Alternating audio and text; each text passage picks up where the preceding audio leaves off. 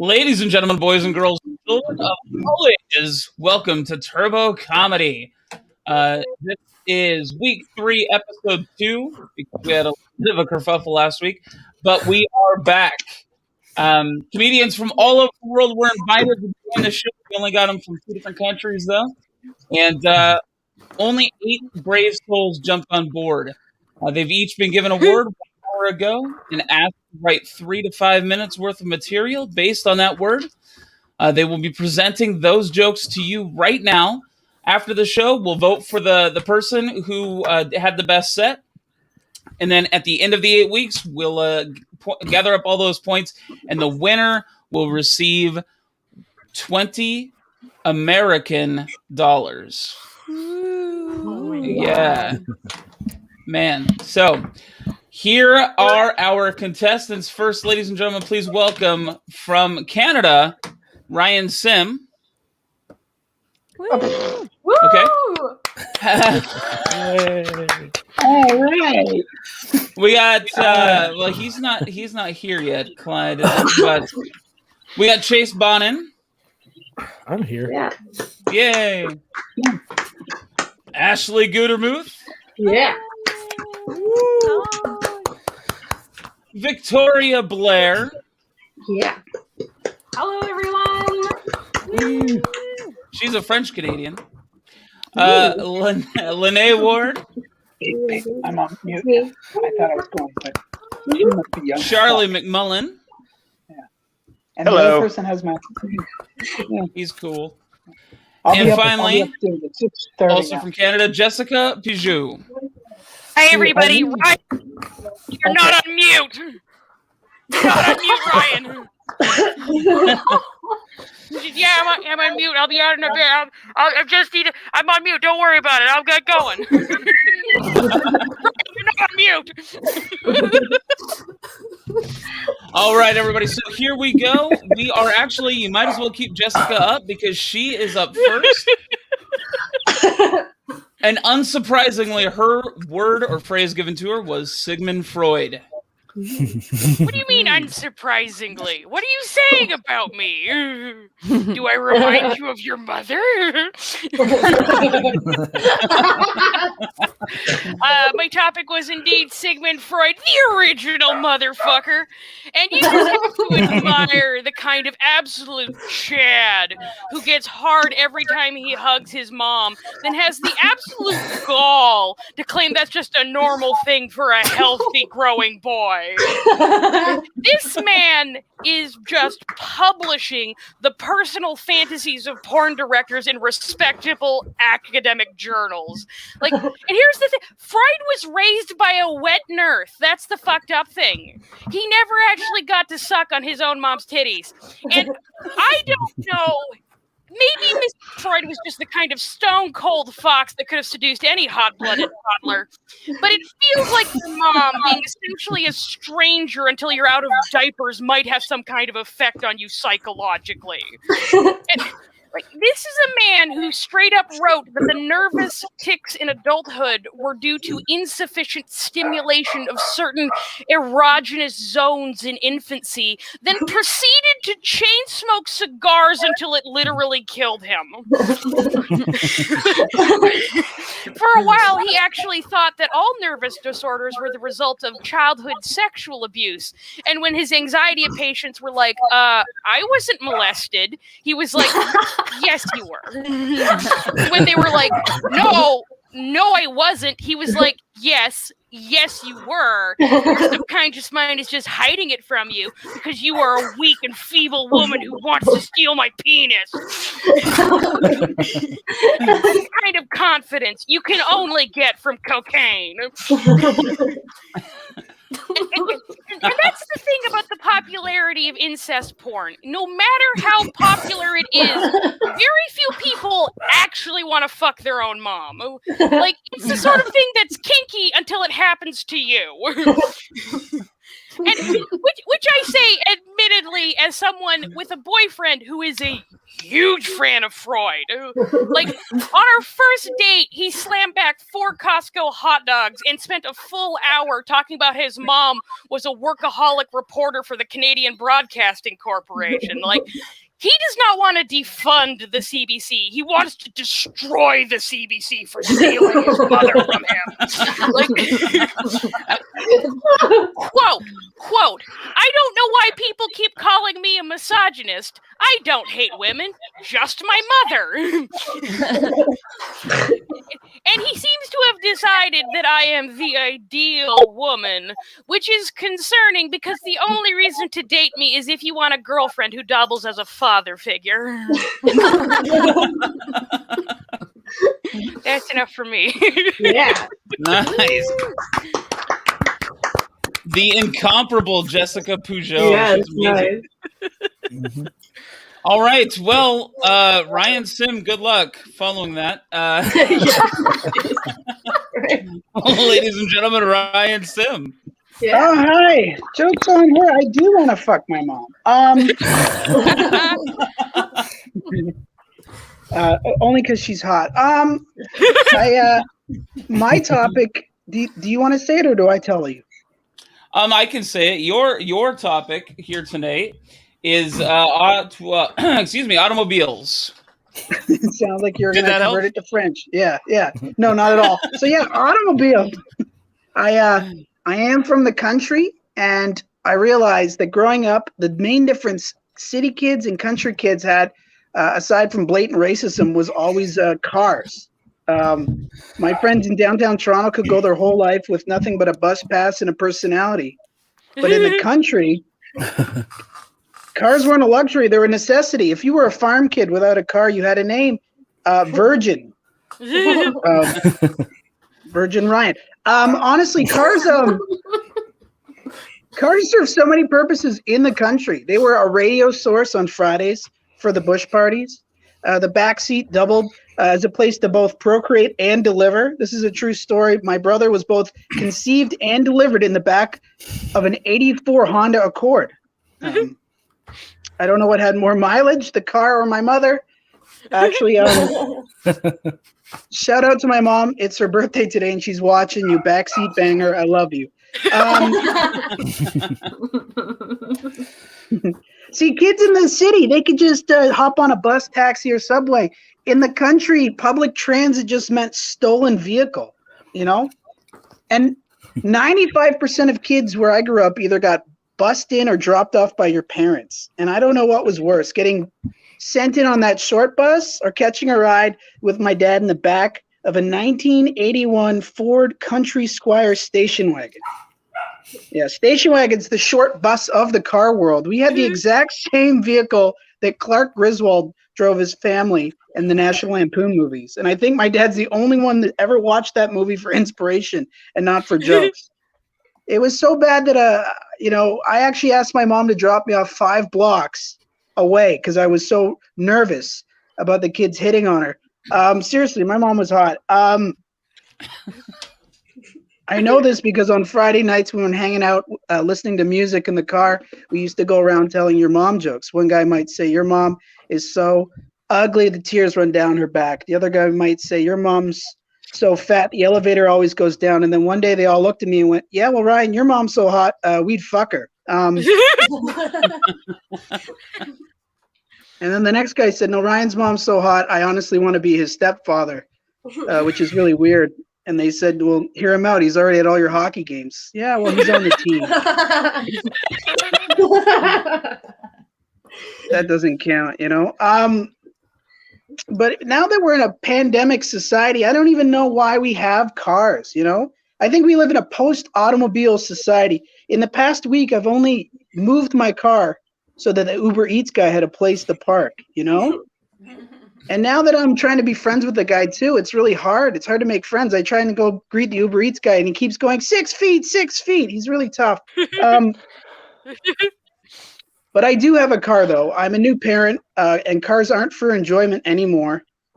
Cars are either used to pick up baby food, bring the baby to the park, or drive around till he passes out. I call it Gerber Eats, and it's currently the world's most expensive baby white noise machine.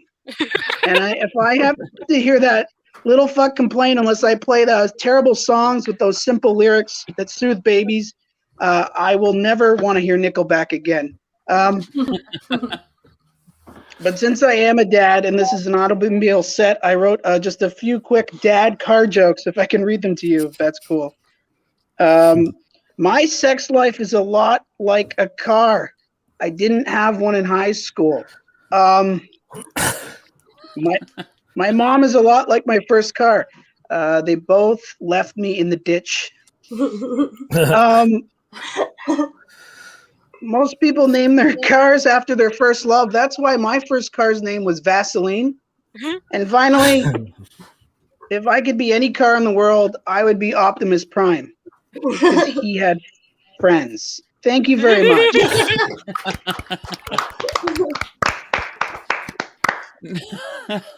Great stuff, Ryan. And you know what? During that, I was really happy that Clyde did join us, which means that as far as he knows, Ryan just really has the hots for his mom. He just popped in and just kept hearing Ryan mention how hot his mom was. So why don't we go ahead and give him a break? Let's bring up Clyde Williams right now to discuss a very eruptive subject, volcanoes. Yes, thank you so much. It's actually a part of why I was late. There was a royal eruption on the throne, if you will. It's a long day of eating tacos, you see. And my bum decided to become a volcano, which is my topic, the volcanoes. I was erupting a lot of taco lava, if you will. Yeah. And Ryan's mom, if you're watching, I apologize for where this is going. Ryan's mom got it going on, you know? Like, really? That's what I think. She's hot like lava. Ooh. I'm pretty much just making this up as I go. Yeah, so taco lava. You know, this is the thing. Okay, and if you can, just go with me on this. Go with me on this. Okay, I feel like vampires, the real reason that they're inside all day has nothing to do with the sun. It's just after a long night of drinking blood, they have to spend the whole rest of the day on the toilet making Draculava. Right. And they're obsessed. Oh, that's my phone. They're obsessed with, eating those groceries. You know, it's this weird thing. Draculava. Now, okay, real quick. I know this is again Ryan's mom. I apologize, but you know, this whole thing about eating the groceries, like it's a weird thing. You know, I don't know if I could do it. You know, because for those of you who don't know what eating the groceries is, it's basically where you make love with your, use your mouth to make love to someone's bum. Okay, and of course, after they've had a taco lava eruption, I don't know if that's like is it harder to do that in Latin countries where the food is so spicy? Like, is that a thing? Like, I don't know if I could do it because I just don't know if people were trained like I was trained. You know, like I was trained, to wipe front to back. You know, like I don't know if everyone has that same training. It's weird, because that's how you want to clean up an eruption. I feel like I really feel like if I were to do that, the only way I could eat the groceries. So the only way I could do it is if the lady were blind. You know, it's the only way I could do it because whereas most people, like myself, we're trained. You wipe until you what? You don't see brown or green or red, depending on where you're from, right? What you had to eat. But when you're blind, you're trained to wipe until you don't taste shit anymore. You know what I mean? Like that's what I feel like. Like that's what it would take for me. Like that would be cool. Ryan's mom, I'm sorry. I'm not, I don't know how you feel about grocery eating or if you've ever seen a volcano. But all I can say is pick me. Let's find out for sure. That's what we do. Anyway, I think that's my time. I'm just gonna stop. Thank you so much. My name is Clyde. Clyde Williams, everybody. I can't wait to see Clyde perform a full set live to see what other natural disasters he can just compare to taking a shit. Certainly mudslides. Definitely, that's an easy one. I can't wait to hear his bit about fog and a rainstorm. Ooh, are you in for a treat? Please welcome the only comedian on this show that's actually fucked Clyde's, not Clyde's mom, Ryan's mom, Chase Bonin. Yeah. Hey. He is going to be putting the hard in hardware. Hey, now I got to figure out a way to make my topic all about eating ass too. I don't know how you went from volcanoes to just 3 minutes of ass eating, but that was pretty clever. Good job. We got hardware is my topic, and I feel like Scott and Kavin are just trying to make me question my existence as a man at this point, because my last word was craftsmanship and now hardware, and at least 1 minute of every 5 minute set that I have is talking about how inadequate I am at fixing things. So you have the old trope that people talk about, like in comedy, where guys say that, oh no, my wife sent me to the store to pick up tampons or whatever. But in this scenario, I would gladly go search for my wife's Tampax pearls than try to go to Lowe's and figure out what the difference between a wood screw and a drywall screw is. Because I have no clue. Like, I know the difference between heavy flow or light flow. I don't know the difference between an Allen's head or a Torx bit. Yeah, which are actually terms I had to Google to figure that out. So, I'll put it this way: I'm more comfortable walking around an Ulta or Sephora than I am going to Home Depot. So, sending me to Lowe's to try to find the right tool to get the job done is like if I sent my 9-year-old out to buy weed for me. It's like we just aren't familiar with which product is quality. So, and I've noticed one thing too. Like, I'll feel bad about going to Lowe's and trying to figure out what I'm going to get to fix this. But then when I start talking to the people that work there, I realize that they don't know what the fuck they're talking about either. So, you either get that or you get the one guy that just knows way more than what they're getting paid to know.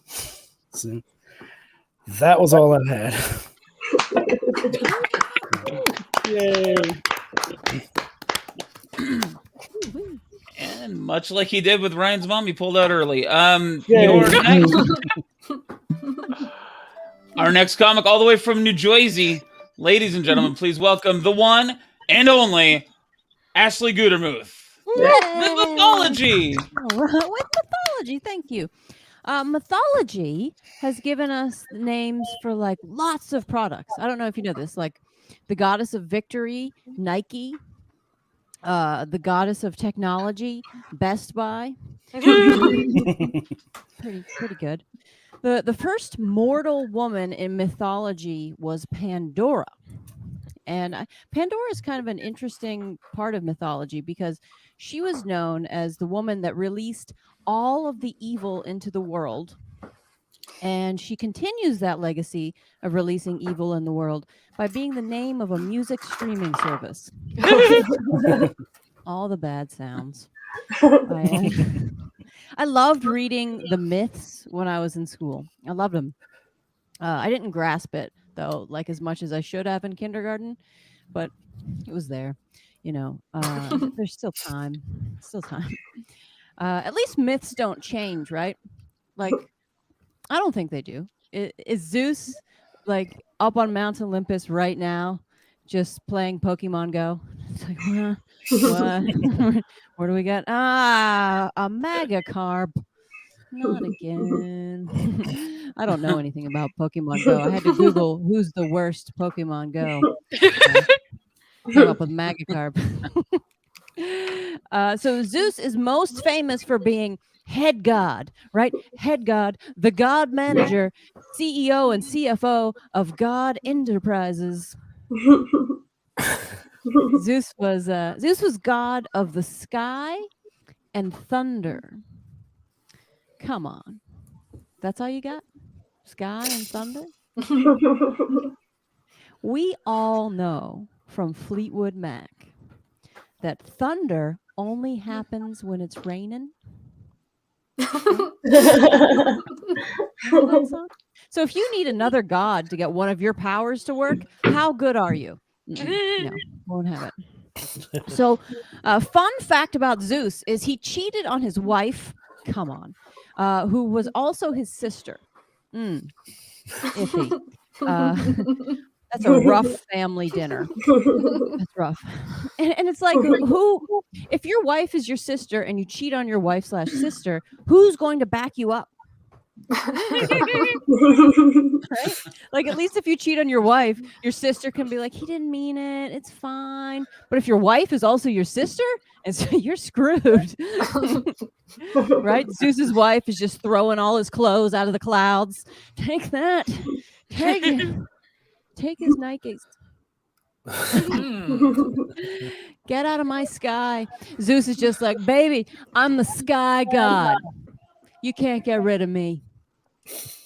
Yeah, I'll sleep on the couch. Yeah, I'll do it. It's fine. Zeus had a rough upbringing, you know. His parents were also brother and sister. So this is a real, like, nature versus nurture situation. This is how he was raised. You know, he ended up marrying his sister. I can see why.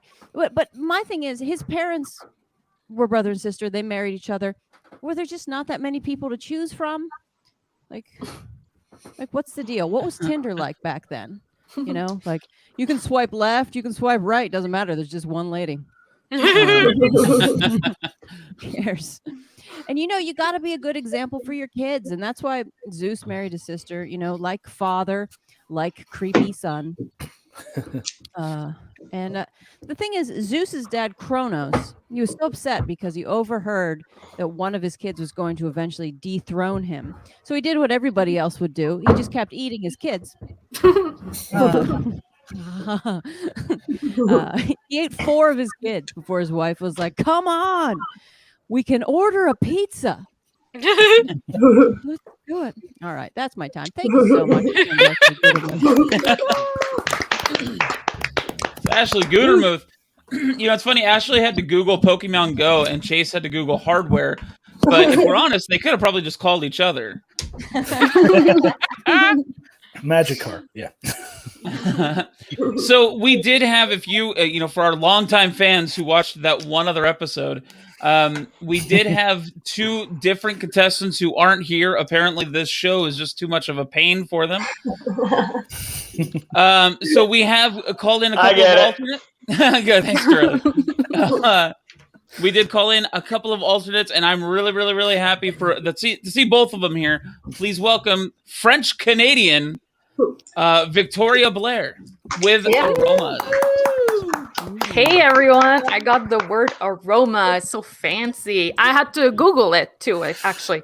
And apparently there's a peak usage of the word aroma around 2005. And I think that was because of the invention of Keurig. Now everyone thinks there's some sort of fancy coffee connoisseur because they can tell the difference between Folgers Dark Roast and Gloria Jean's Butter Toffee. Aroma is one of those types of words you use for wine tasting. Like, this wine has a nice tobacco aroma, which is code for I'm a smoker and I can't taste anything. Or this full-bodied wine would pair well with cheese, which is code for this wine is thick and it smells like cheese. Or this wine has a thick red coat, which is code for this is a red wine.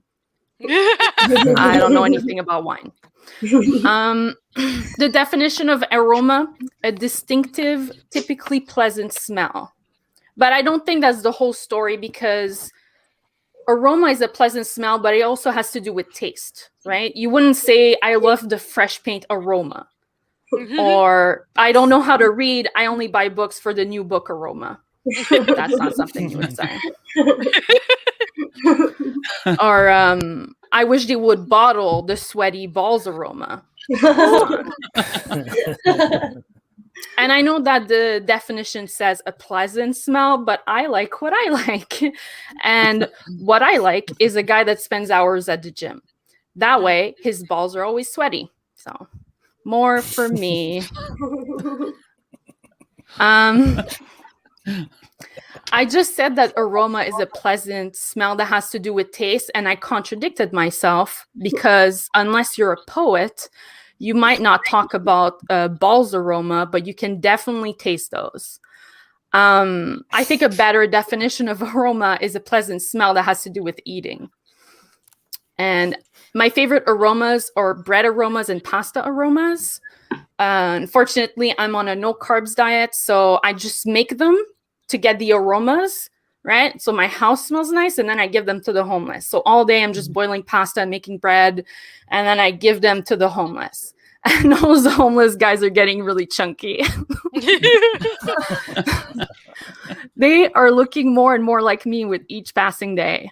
And no one wants to give money to a rosy-cheeked 200-pound homeless guy.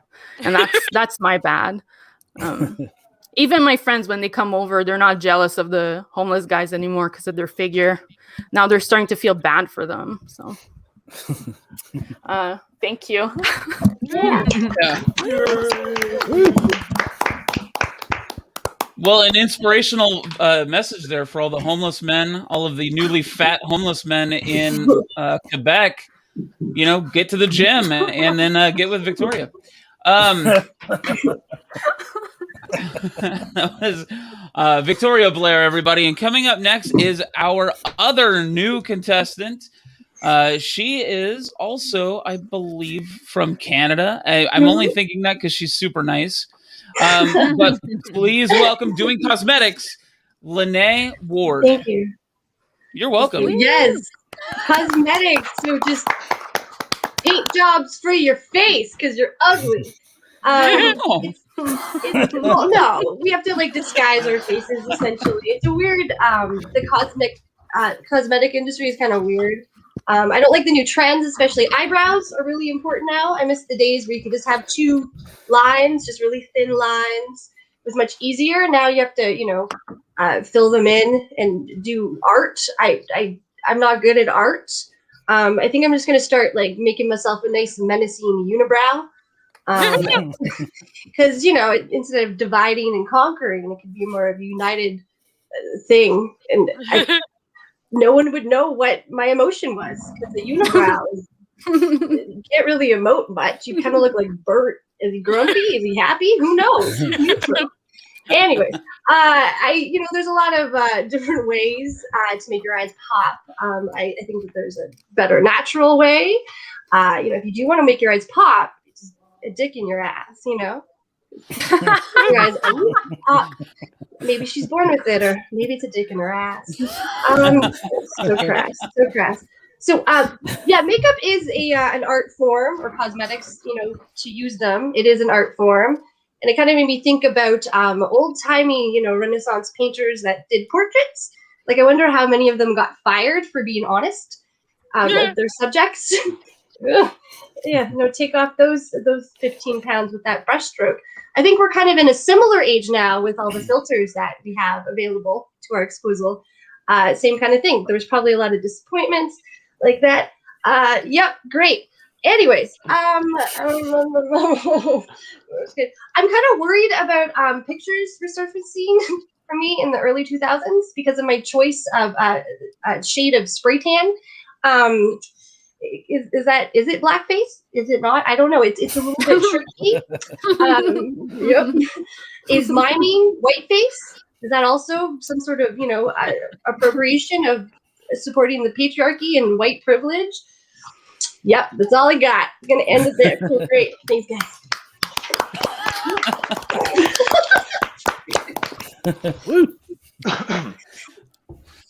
All right, so just admit to doing blackface and then get the hell out of here. That's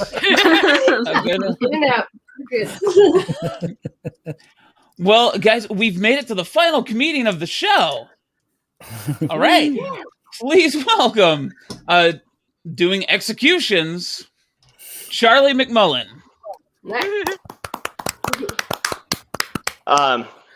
First of all, I want to start by saying if you are trying to cure your own depression and are just going by trial and error, you can cross off the list Googling executions on a random Monday. That's not that is no way to cure depression. Just so you know. But I think the big debate about executions that comes from the death penalty. I assume you have the death penalty in Canada, though I'm not sure. It does seem like a very American thing because, like, Eye for an Eye worked when there were like 12 people to keep track of because that's only 24 eyes. But now there's just more to consider. And I think the biggest problem with executions is people find if it's cruel and unusual punishment, you can't do it. My problem with that is that cruel and unusual are not mutually exclusive. I think you can make some punishments much less cruel if you make them more unusual. So I've come up with some alternative executions. A lot of these, I mean, they are all still lethal, but a lot of them depend on the inmate killing him or herself. For example, instead of lethal hanging, we're going to have lethal hanging out. That's where the inmate has to go to a house party full of people that they only kind of know but don't have anything in common with. And they can't leave, and they eventually kill themselves. Or they bond with Brad, and Brad kills them. That would be Brad's going to be at every one of these. Instead of the electric chair, what we're going to have is the acoustic chair. That's when you are strapped in. Oh, gosh. That's when you're strapped into a chair, and a third-year college senior just repeatedly seduces you with an acoustic guitar.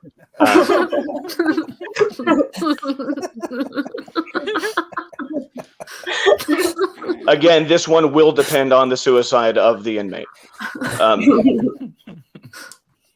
Now, I spent a long time. I spent a very long time trying to figure out how to replace the lethal injection, and what I've come up with is actually more cruel and more unusual. But I needed it for the sake of wordplay. So instead of the lethal injection, we're going to have the lethal ejection. Now, the benefit is it costs much less than the lethal injection. All you need is an airbag underneath the passenger seat of a helicopter. Airbags are a dime a dozen. The tricky part will be pilots willing to do it again. As far as the firing squad, that one took me a little bit. What we can do instead of the firing squad is the firing squat, where that's what I don't know if in Canada if you guys light your own farts, but we do it in America all the time. It's based on that kind of technology where I don't want to say force-fed Mexican food, but they're gonna have a lot of it. And then they're just going to sort of squat over a fire pit until the lights are just shut off from the inside. That's the best way I can put it. So I hope somebody is watching this who's in some sort of position of power to do everything that I've described here, because more unusual and less cruel, I think, is the way for us to move forward as a society. Thank you very much. This has been my TED Talk. Charlie McMullen, everybody. All right, later, motherfucker. So at this point, all of us are going to send in our votes, and we're going to vote for who we think had the best set. Everybody watching, all two of you, please comment. We're not going to take your comments into consideration, but we'd still like to hear from you. So just go ahead and comment who you think was the best. This has been a hell of an episode so far. We've covered everything from explosive diarrhea to hot, sweaty balls to having sex with Ryan's mom. So it's been a great episode.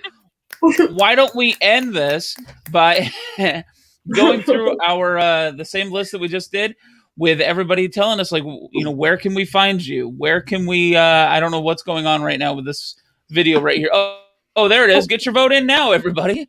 It's a graphic, is what we call it here. So get your vote in now. You can go to tinyurl.com/turbocomedy. There it is. I'm gone. Turbo Comedy. To vote for who your favorite was. Was it Jessica? Was it Clyde? Was it Ryan? Was it Chase? Was it Ashley? Was it Lene? Was it Victoria? Or was it Charlie? Go ahead and vote. But at this point, let's bring everybody back out individually and just tell us where we can find you online and let us know if you have anything coming up. First of all, Jessica. Hello.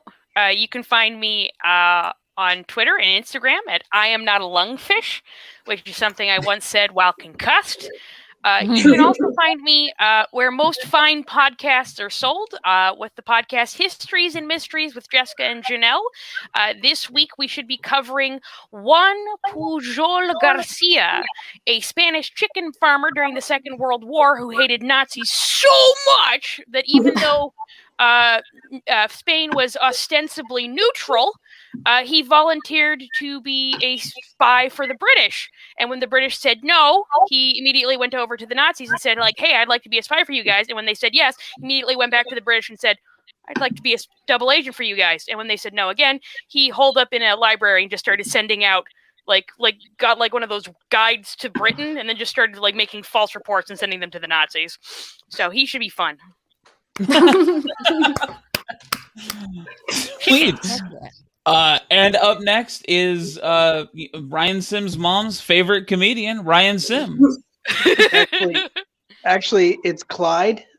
She told me, but you can find me on Twitter at Ryan Sim Comedy, and you can find me at TikTok at Ryan Simboy, where I have a food review show called Chowing Down, because that's a good choice in my mid-30s to do a food review. Excellent. And Mr. Williams himself, Clyde Williams. Yes, thank you. You can find me at Ryan's mom's house. I'll be there 3 to 4 days a week. Hey, buddy, Ryan, she says you've got some clothes to pick up. She needs the space because somebody's moving in. You can find me at the Real Clyde Williams on Instagram. I'm happy to see any and all of you. We do hopefully funny videos that do art and little thoughts of my own, things like that. Yeah. Great job, everybody. Cool. Yeah. Yay. Chase Bonin. Hey, that's me. Okay. Yeah, you can find me on Facebook, Chase Bonin. I'm on Twitter. That's the @CAB Funny. I have an Instagram that I don't do much on. C.A. And yeah, my buddy and I actually have a YouTube channel. We make dumb videos sometimes. He's tall and skinny. I'm short and fat. We're called Lanky Fats. So you can find us there. Also, if you're ever in Louisiana for some reason, way down south in Sulphur, Lake Charles, I am getting my live show back every other Thursday starting on the 25th, and I can book you. So, hey. Sweet. That's it. Yeah. All right, Ashley. On the days when Clyde isn't there, I'll be at Ryan's mom's house. We alternate. Keep her busy. Got to keep her off the streets. I'm at Ash Gutermuth everywhere, or my website, ashleygutermuth.com. Yay! Woo! Victoria Blair. You can find me on Instagram. Hey, you can see me. You can find me on Instagram and Twitter at Victoria for Days. That's like all spelled out, no Z's, no weird things. And I have 3 podcasts, which I'm going to name in order of least offensive to most offensive. So the least offensive podcast I do is on Tuesday nights. It's called Quiz Whores, and me and Tom Silver are just doing online quizzes for fun. On Thursdays, I do a movie trivia night with Claudio Capri. And on Sundays, I do the Dirty Four podcast, which is the most offensive. If you're into that, you're going to love it. You're really going to love it. Perfect. Lene Ward? Right. Yeah, Linnea Ward on Facebook. I'm on Instagram too. It's mostly just my new hobby of cunted cross stitch, which is basically me just doing cross stitch with the word cunt in it, and also other needle tab arts. I think I'm doing a show on this actually Sunday that's more musical on here, I believe, which I'm really excited about because that's kind of my origins as far as comedy. It's a little bit easier for me, so I have that coming up. And that's about it. Very cool. Charlie? You can find me on Facebook, Twitter, and Instagram, but my name is a fucking train wreck. Charlie is spelled Charley. McMullen has 2 fucking capital M's. It's MCMULLEN. Good luck finding me. But you can also find me on the new show C&T Culture Pop, which is a brand new podcast I'm doing with Tony Mizell, which just launched today on the internet. I don't know where. I'm not the technical guy. He does that, but Anchor maybe. But C&T Culture Pop, it just launched today. Sweet. There we go. And I'm Todd Royce. You can find me on Instagram, YouTube, Facebook, TikTok at Todd Royce XXL. No, just that at Todd Royce XXL.